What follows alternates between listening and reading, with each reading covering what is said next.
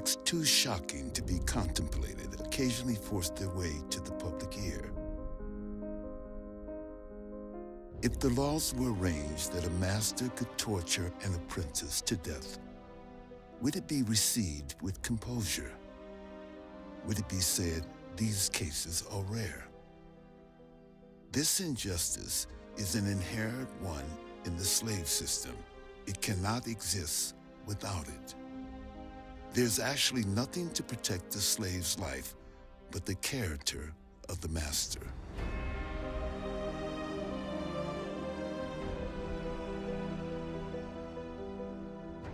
Or the honorable, the just, the high-minded and compassionate, the majority anywhere in this world.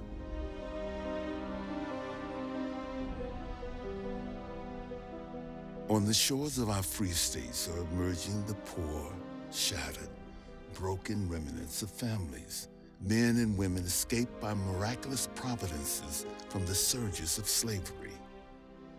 These individuals have bravely succeeded in conquering for themselves comparative wealth and social position in the face of every disadvantage and discouragement.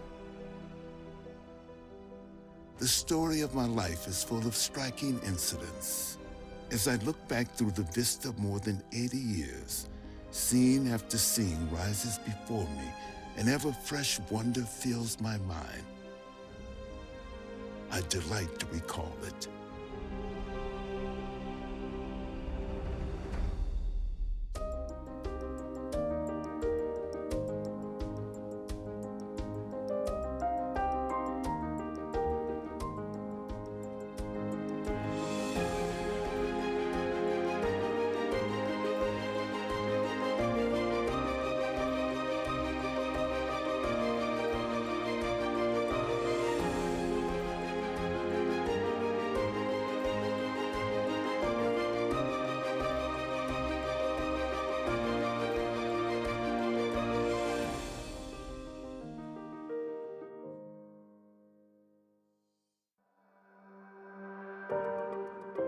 On March 20th, 1852, Harriet Beecher Stowe wrote a novel entitled Uncle Tom's Cabin. Harriet Beecher Stowe's goal in writing Uncle Tom's Cabin was to humanize enslaved people, to really make their life struggle understood by her white audience.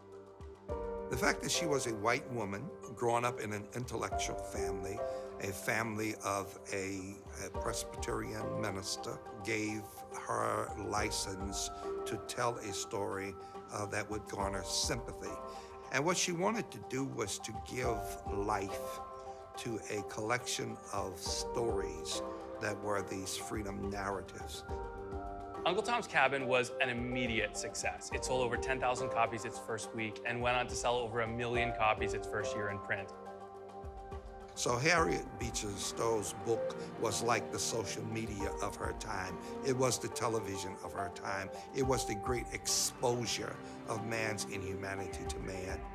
By the end of the century, it was the best-selling book in the world aside from the Bible. Uncle Tom's Cabin really galvanized the anti-slavery and abolition movement in the United States before the Civil War. It caused a debate and discussion, both in the North and the South, particularly in New England, about the plight of slavery and the inhumanity of slavery.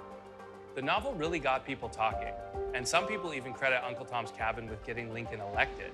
When Stowe met the president, he supposedly said, "So you're the little lady who wrote the book who started this great war."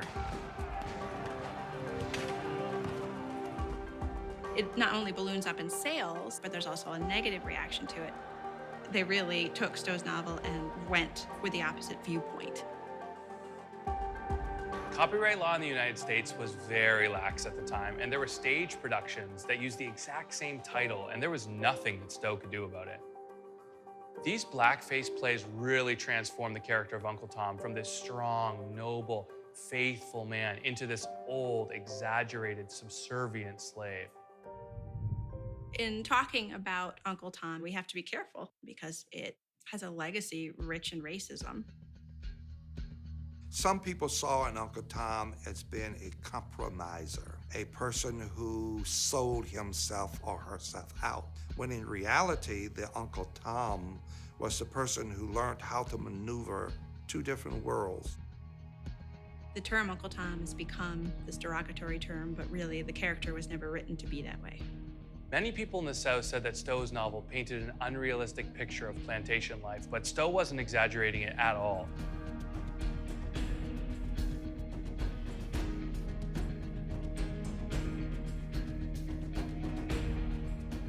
Harriet Beecher Stowe pushed back by publishing a giant book of all her sources called The Key to Uncle Tom's Cabin.